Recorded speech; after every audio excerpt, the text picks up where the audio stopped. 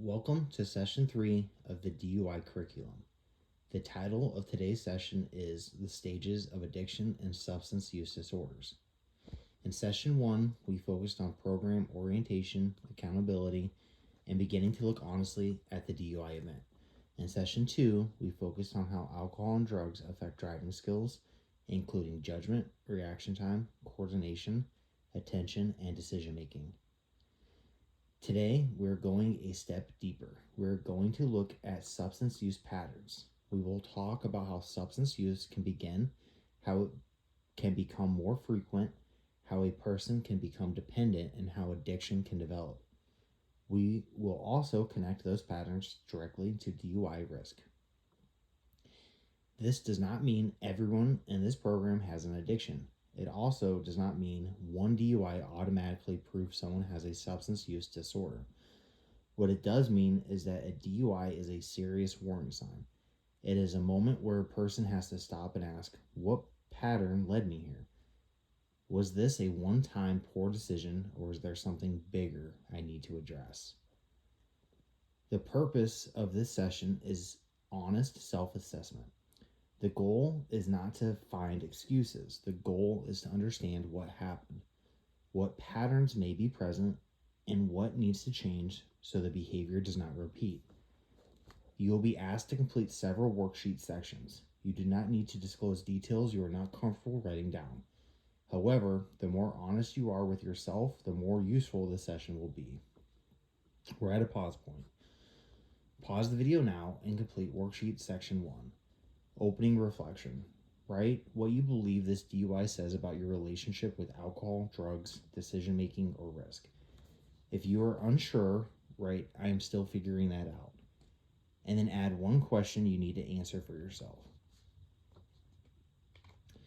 Before we begin, I want to make one important point. People often react strongly to words like addiction, alcoholic, drug addict, abuse, or dependence. Some people hear those words and shut down. Some people feel judged. Some people immediately say, that is not me. Others may feel embarrassed because they know there may be a problem. For this session, we are going to focus less on labels and more on patterns. A label can cause defensiveness. A pattern gives us something to examine. A pattern might sound like this. I only planned to have 1 or 2, but I kept going. I told myself I would not drive, but I did. I keep using even after consequences. I use to calm down, sleep, socialize, escape, or feel normal. I have tried to cut back, but I end up returning to the same behavior. I make safer plans when sober, but ignore those plans once I start using. Those are patterns. Patterns matter because DUI behavior usually does not come out of nowhere. There is often a chain of choices, habits, emotions, beliefs, and situations that lead to the final decision to drive impaired. Today, we are going to slow that chain down. We're going to look at where substance use began, where it became more risky, and where the person still has the ability to interrupt the cycle. Substance use means using alcohol, cannabis, prescription medications, over-the-counter medications, or other drugs. Substance use exists on a wide range. Some use may be legal and low risk. Some use may be legal but still risky. Some use may be illegal. Some use may be prescribed but still dangerous when misused or mixed with other substances. A person can use a substance without having a disorder. For example, an adult may drink alcohol occasionally and never drive after drinking, never miss responsibilities, never experience loss of control, and never continue despite consequences. That would be a very different pattern than someone who repeatedly drinks more than planned, argues with family about use, misses work, drives after using, or cannot stop even when they want to. We can think of substance use as an existing on a continuum. On one end is no use. Then there may be experimental use, occasional use, social use, risky use, harmful use, dependence, and addiction. People do not always move in a straight line. Some people move back and forth. Some people may have long periods of control and then return to risky use during stress, grief, conflict, celebration, or major life transitions. For DUI education, the most important question is not only how much did I use? The question is what happens when I use? Does my judgment change? Do I take risks I would not normally take? Do I ignore my plans? Do I become more impulsive? Do I drive when I told myself I would not? A DUI is often connected to what happens after use begins. Many people make good plans while sober. The problem is that alcohol and drugs can weaken the very judgment needed to follow those plans. That is why prevention has to happen before the first drink, before the first hit, before the first pill is misused, and before the person is in a situation where driving becomes an option. We're at a pause point. Pause the video and complete worksheet section 2, my substance use continuum. Mark where you believe your use has been at different points in your life. No use, experimental use, occasional use, risky use, harmful use, dependence, or addiction. This is not about perfection. It is about honesty. Part 2. What is a substance use disorder? A substance use disorder is a pattern where a person continues using alcohol or drugs even though the use is causing problems. Those problems may be legal, health-related, emotional, financial, family-related, work-related, school-related, or safety-related. Alcohol use disorder is a medical condition where a person has difficulty stopping or controlling alcohol use, despite negative consequences. Substance use disorder can involve alcohol or other drugs. It can be mild, moderate, or severe. It can also look different from person to person. Some people imagine addiction only as a person who has not lost everything. That is a harmful misunderstanding. A person can have a serious substance use problem and still have a job, a family, a home, or periods where life looks normal from the outside. Waiting until everything falls apart is not prevention. DUI education is about intervening earlier. Common warning signs can include using more than intended, unsuccessful attempts to cut down, spending a lot of time getting, using, or recovering from substances, cravings, neglecting responsibilities, relationship problems connected to use, giving up important activities, using in dangerous situations, continuing despite physical or emotional problems, tolerance, and withdrawal. Again, this session is not asking you to diagnose yourself. It is asking you to notice warning signs. If several warning signs fit, that is important information. It may mean professional assessment or treatment support would be helpful. One of the clearest connections to DUI is the warning sign of using in physically hazardous situations. Driving after drinking or using drugs is one example. Riding with an impaired driver is another. Operating equipment, carrying a weapon, caring for children while impaired, or making major decisions while impaired can also be dangerous situations. We're at a pause point. Pause and complete worksheet section 3. Warning signs checklist. Check any warning signs that have applied to you at any point.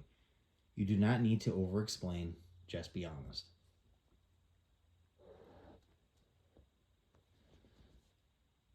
Part 3. Stage 1. Initial use. The first stage we will discuss is initial use. Initial use means the first period when a person begins using a substance. For alcohol, this may happen at a party, at home, with family, with friends, during school years, after turning 21, after stress, after a breakup, or during military, college, work, or social environments. For drugs, initial use may happen through curiosity, peer pressure, pain, boredom, trauma, anxiety, or wanting to feel accepted. Initial use does not always look dangerous. It may even feel positive at first. A person may feel relaxed, confident, funny, numb, social, energized, or less anxious. That positive feeling is part of why the brain remembers the substance. The brain can learn. This helped me feel better. This helped me fit in. This helped me escape, or this made the night more fun. The risk at this stage is not always immediate addiction. The risk is learning to use a substance as a tool. If alcohol or drugs become the main tool for confidence, stress relief, sleep, social comfort, celebration, or emotional escape, the brain begins to connect substance use with relief or reward. For DUI risk, initial use may also create early beliefs that become dangerous later. A person may believe, I can handle it. I drive fine. Everyone does it. I only live a few minutes away. I am not like people who get DUIs. Those beliefs can become part of the chain that leads to impaired driving. At the initial use stage, prevention means building honest awareness. Why did I start? What did it do for me? What did I learn to expect from it? Did I ever connect use with driving, confidence, risk taking, or escape? We're at a pause point. Pause and complete worksheet section 4. Initial use reflection. Write about when your use first began and what alcohol or drugs seemed to provide at that time. If you do not remember exact details, write about the earliest pattern you can remember. Part 4, Stage 2, Repeated use, misuse, or abuse. The second stage is repeated use, misuse, or abuse. Different programs use different words, but the main idea is this. Use becomes more frequent, more intense, more risky, more connected to consequences. Misuse can include drinking more than planned, using medication differently than prescribed, mixing substances, using to cope with emotions, using before responsibilities, using in risky places, or using in a way that increases danger. Abuse is an older term, and many modern settings now use substance use disorder language instead. In this curriculum, we will use the word abuse. We mean harmful or risky use, not a moral judgment. At this stage, the person may still feel mostly in control. That can make it hard to recognize the risk. They may say, I do not use every day. I still go to work. I only use on weekends. I only drink at home. I only use when I am stressed. I can stop when I need to. Sometimes those statements are true. Sometimes they are a way of minimizing risk. Repeated use increases DUI risk because the behavior becomes familiar. The more familiar a risky behavior becomes, the easier it is to justify. The first time a person drives after drinking, they may feel nervous. If nothing bad happens, the brain may record the event as evidence that the behavior is safe. But getting away with something is not the same as being safe. This is one of the most important ideas in DUI prevention. Past luck can become future danger. A person may drive impaired many times without being stopped, without crashing, and without hurting anyone. That history can create false confidence. Then one night, the same behavior leads to arrest, injury, death, job loss, family damage, or financial consequences. Repeated use can normalize impaired thinking. The person starts making decisions inside the substance use environment. Friends may be using, the person may be tired, it may be late, emotions may be high, money for rides may feel inconvenient, the car may be nearby. In that environment, the risky choice can begin to feel normal. We're at a pause point. Pause and complete worksheet section 5, repeated use and risk. Identify any ways your use became more frequent, more intense, more risky, or more connected to consequences over time. Part 5, Stage 3, Dependence. The third stage is dependence. Dependence means the body, brain, emotions, routine, or identity begin to rely on the substance. Dependence can include tolerance, withdrawal, emotional reliance, or feeling like the substance is needed to function, relax, sleep, socialize, or cope. Tolerance means a person needs more of the substance to get the same effect, or the same amount no longer feels as strong. This can be dangerous because the person may believe I do not feel that drunk, or I can handle more than other people. Feeling less affected does not mean the body is not impaired. A person with tolerance may still have slowed reaction time, reduced judgment, and legal impairment. Withdrawal means the body or mind reacts when the substance is reduced or stopped. Withdrawal can include anxiety, irritability, sleep problems, sweating, shaking, nausea, cravings, depressed mood, restlessness, or in some cases, serious medical symptoms. Alcohol withdrawal can be medically dangerous for some people, so anyone with heavy regular use should talk to a medical professional before stopping abruptly. Emotional dependence can be just as important. A person may not have severe physical withdrawal, but may feel they need alcohol or drugs to relax. Talk to people, enjoy themselves, deal with sadness, manage anger, or stop racing thoughts. If the substance becomes the main coping skill, the person may not develop other tools. Dependence increases DUI risk because the person may be using more often, using automatically, or using to manage discomfort. When use becomes part of the routine, safety planning can become weaker. The person may tell themselves, I have to get home, I have to get to work, I cannot leave my car, I cannot afford a ride, I need to keep this hidden or I'll be fine because this is normal for me. Dependence can also increase secrecy. Secrecy increases risk because other people cannot help interrupt the behavior. If nobody knows how much a person has used, nobody may step in before the person drives. We're at a pause point. Pause and complete worksheet section 6.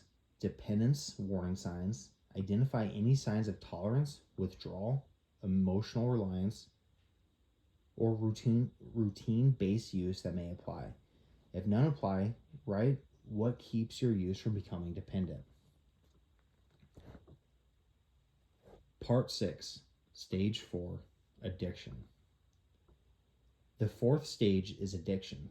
Addiction is often described as compulsive use despite harmful consequences. That means the person continues using even though the use is causing problems and even though part of them may want to stop or cut back. Addiction is not simply a lack of willpower. It involves changes in the brain circuits related to reward, stress, memory, and self-control. At the same time, understanding addiction as a brain disorder does not remove accountability. Accountability means recognizing the condition, accepting responsibility for choices, getting support, and putting protections in place. Addiction can narrow a person's attention. Instead of asking what is safest, the brain may focus on how do I get relief? How do I keep using? How do I avoid discomfort? How do I get home without consequences? That narrowing can lead to dangerous decisions. In addiction, consequences may not stop the behavior by themselves. A person may have relationship conflict, health problems, work problems, legal issues, financial stress, or shame, and still return to use. That does not mean the person does not care. It means the pattern has become strong enough that good intentions are not enough by themselves. This matters for DUI because many people make promises after a DUI.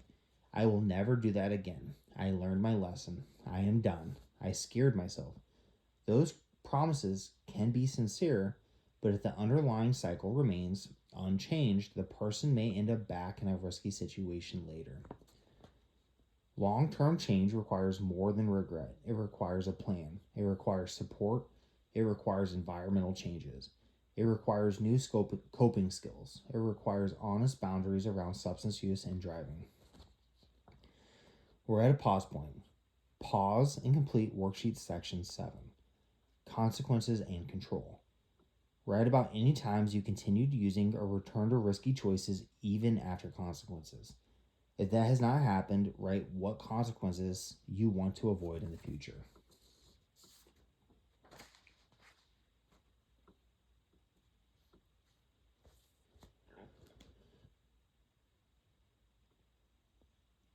The stages are not always a straight line. It is important to understand that these stages are a teaching tool. Real life is more complicated.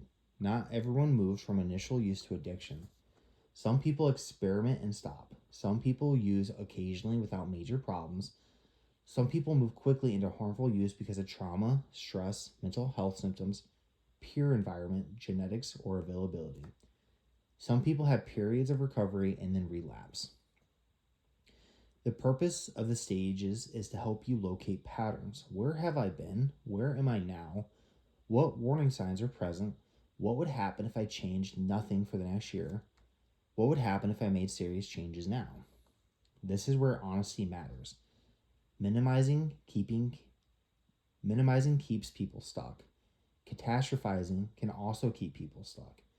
We want accurate thinking. Accurate thinking says, I am not hopeless, but I do need to look at the risky behavior. Part 7, the cycle of addiction. Now we are going to discuss the cycle of addiction. A common cycle includes trigger, thought, craving, use, short-term relief or reward, consequence, emotional reaction, and repeat. Let's break that down. A trigger is anything that increases the urge to use.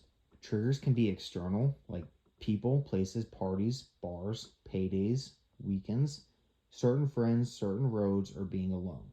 Triggers can also be internal, like stress, anger, sadness, and anxiety. Boredom, shame, excitement, loneliness, or physical pain can also be triggers. After the trigger comes a thought. The thought may be obvious or subtle. It may be, I deserve this. I can handle it. I need to relax. Just one. I do not care tonight. I will figure out the ride later. I have driven like this before. Nobody will know. Then comes craving or urge. Craving is not just wanting, it can feel like pressure. It can feel physical. It can feel like the mind keeps returning to the same idea. The longer a person entertains the thought, the stronger the craving becomes. Then comes use. Use may bring short-term relief, pleasure, numbness, confidence, energy, sleep, social connection, or escape. This short-term effect teaches the brain to repeat the behavior, especially if the person does not have other coping skills. Then comes consequences. Consequences may happen immediately or later.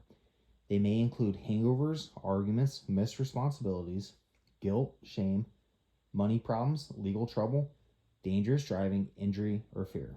After the consequence, the person may feel stress, shame, anxiety, or hopelessness. Then the cycle can repeat because those painful emotions become new triggers. A person feels ashamed about using, then uses again to escape that shame. A person feels stressed by legal consequences, then drinks or uses to calm down.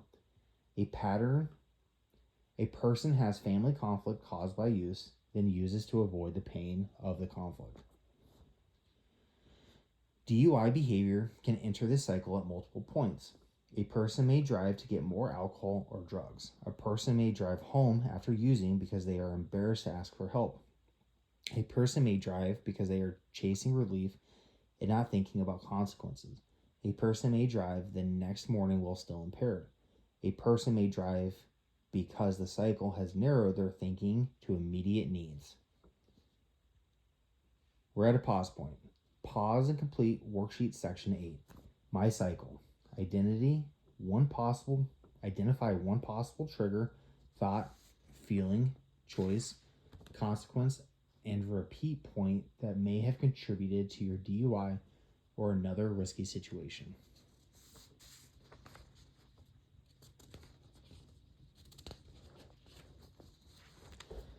Part 8. How the addiction cycle leads to DUI decisions. Now, let's connect this directly to DUI behavior. A DUI rarely happens because of only one decision. It usually happens because several smaller decisions stack together.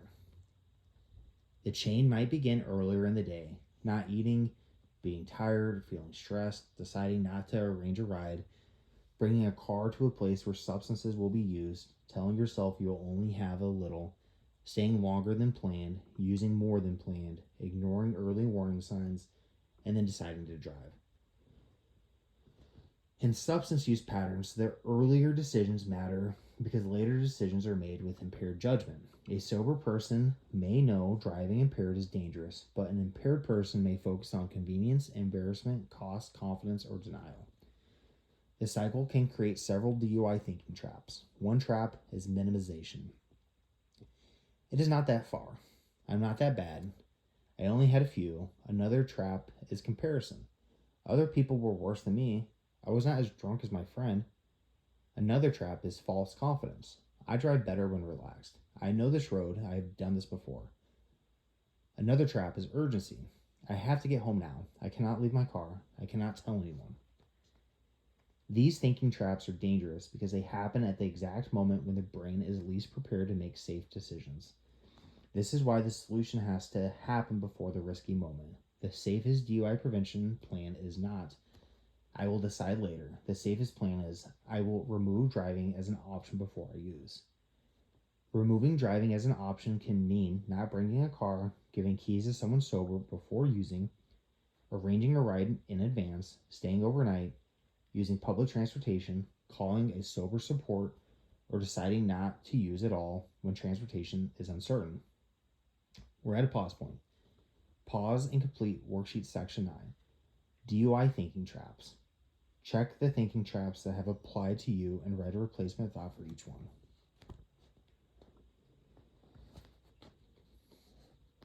Part 9. Self-assessment of personal use patterns.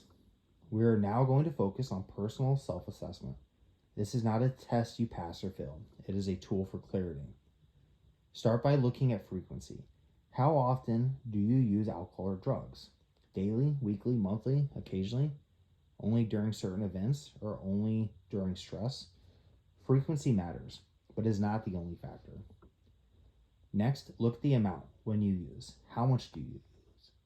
Do you use more than intended? Do you lose track? Do you rely on other people to tell you how much you used? Do you ever black out or have memory gaps? Next, look at control. Can you stop when you plan to stop? Can you take a break when you choose? Can you attend social events without using? Can you handle stress without using? Can you avoid driving every time you use? Now, look at consequences. Has your use affected your relationships, finances, work, school, health, legal status, parenting, sleep, mood, motivation, or self-respect? A DUI is already a consequence. The question is whether it is the only consequence or part of a larger pattern. Next, look at risk. Have you driven after using? Have you ridden with someone impaired? Have you planned not to drive and then driven anyway? Have you used substances in situations where you had responsibilities shortly after? Have you mixed substances? Have you driven the next morning without knowing whether you were fully sober? Next, look at honesty. Do you tell the truth about your use? Do you hide it? Do you minimize it? Do you get defensive when others bring it up?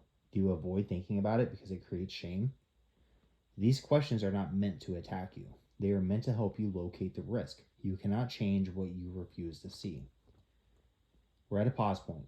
Pause and complete worksheet section 10. Personal use pattern self-assessment. Answer each question honestly. Circle the 2 areas that need the most attention. Part 10. Protective factors and risk factors. A risk factor is anything that makes a DUI or substance-related consequences more likely. A protective factor is anything that makes safe behavior and recovery more likely. Risk factors can include using to cope with emotions, being around people who normalize impaired driving, having easy access to a vehicle while using, untreated anxiety or depression, trauma reminders, boredom, isolation, unstable sleep, high stress, impulsivity, prior DUI behavior, legal stress, financial stress, or believing that consequences will not happen again. Protective factors can include sober support, therapy, treatment, recovery meetings, healthy routines, exercise, sleep, spiritual practices, family accountability, transportation, planning, avoiding high-risk places, not carrying extra cash for substances, medication support when appropriate, and deciding not to use when emotions are high. Protective factors are not about being perfect. They're about making the safe choice easier and the risky choice harder. If driving impaired is easy, available, and familiar, risk is high. If driving impaired is difficult, blocked, and unacceptable, risk goes down. One of the most powerful protective factors is a written plan made while sober. The plan should be specific.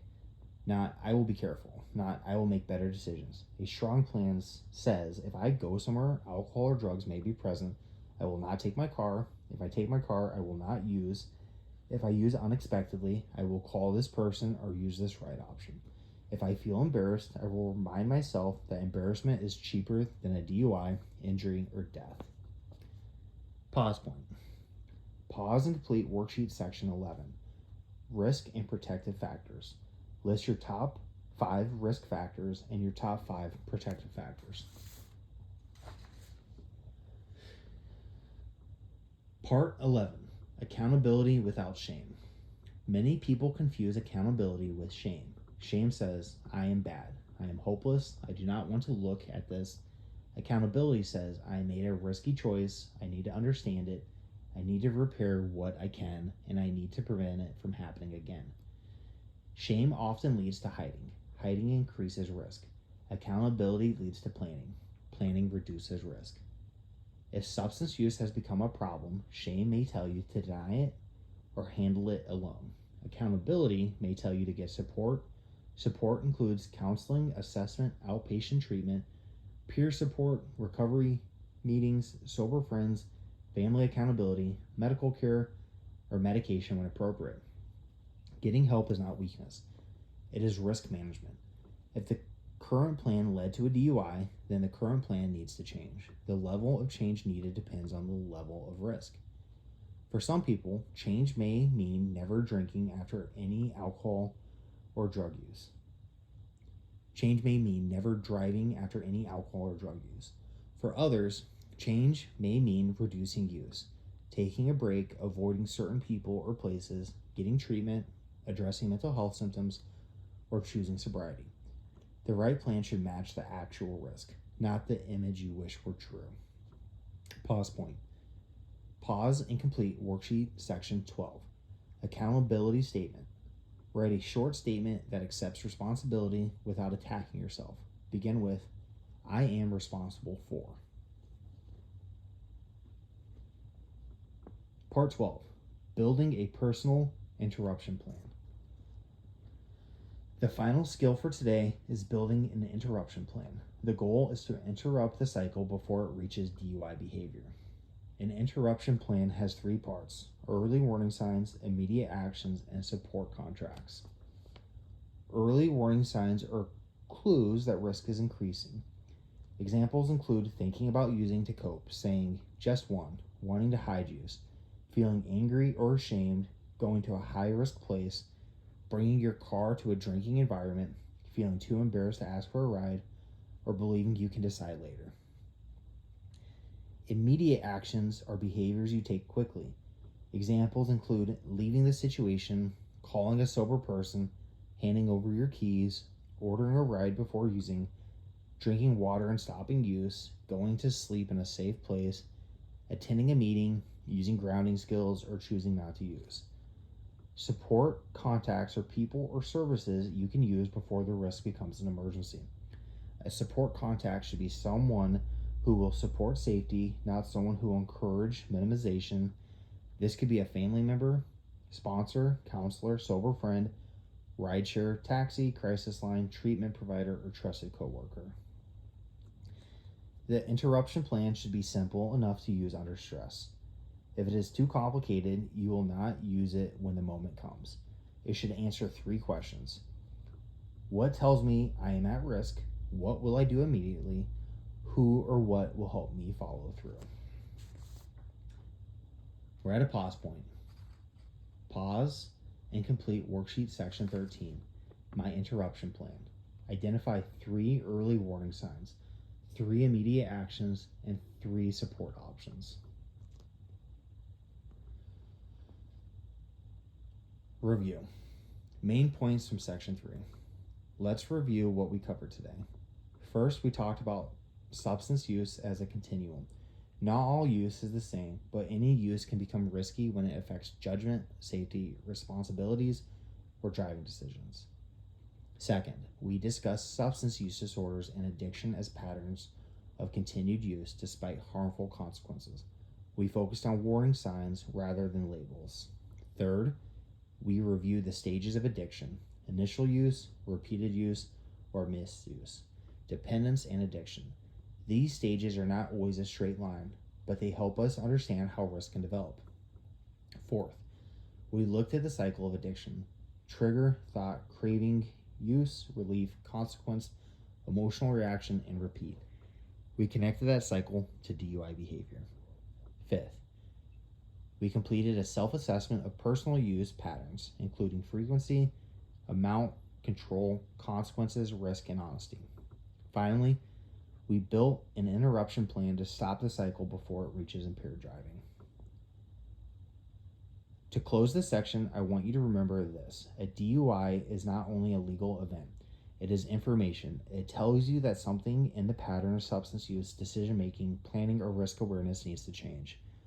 The strongest response to a DUI is not denial, shame, or a vague promise. The strongest response is honest assessment and specific change. Before the next session, review your worksheet, pay special attention to the sections on warning signs, thinking, traps, and your interruption plan. Those are the parts most directly connected to preventing another DUI. Pause the video now and complete worksheet section 14, closing commitment. Write 1 change you are willing to make this week and 1 support you are willing to use if risk increases. Thank you for completing session 3. In the next session, we will continue building skills for recognizing risk, interrupting patterns, and making safer decisions before consequences happen.